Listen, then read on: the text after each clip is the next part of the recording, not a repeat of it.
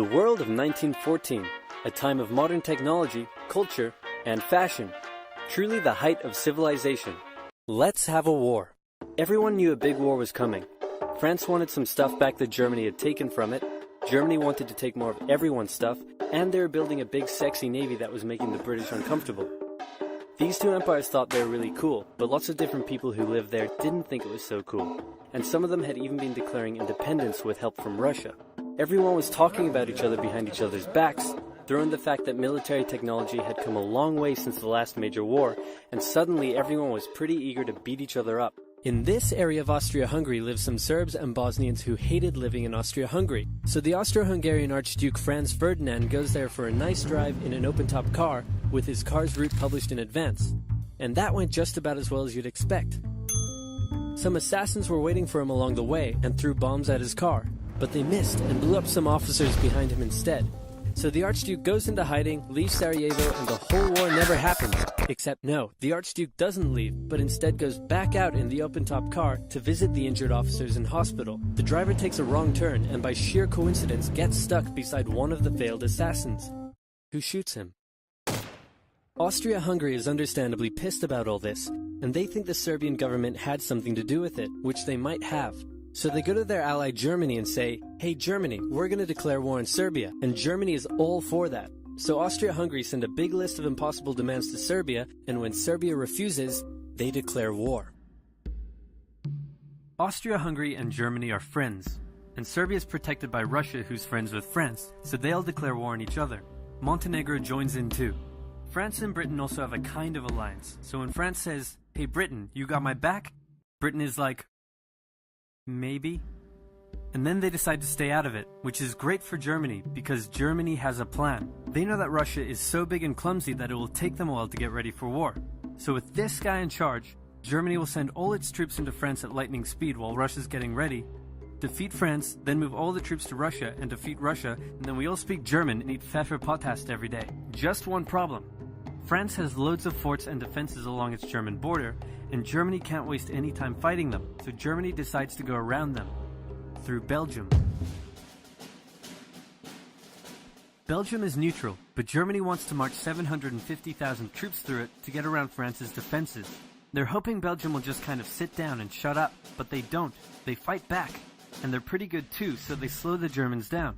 What's worse is that Britain shows up, and they're pretty pissed that Germany's invading neutral countries. So now Britain declares war on Germany. So Germany push on through Belgium and commit some atrocities along the way. They also wear spikes and sometimes skulls on the uniform. So if you're trying to not look like the bad guys, good job. The Allies have a propaganda extravaganza, and this starts having an influence around the world, notably in America.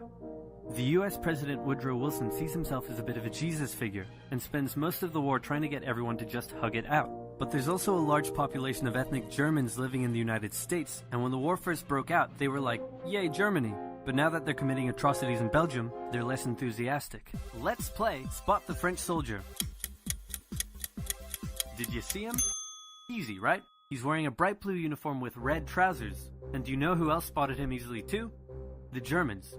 So when the French were slowly marching in columns through the countryside, the Germans easily tore them to shreds with their giant guns. All the nations involved in this war went in with an old-school war mentality, and all of them had to update their uniforms and tactics a lot during the Great War.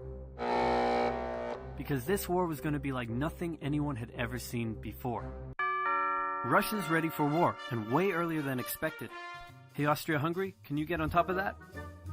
Oh yeah, sure, we've got this. Nope.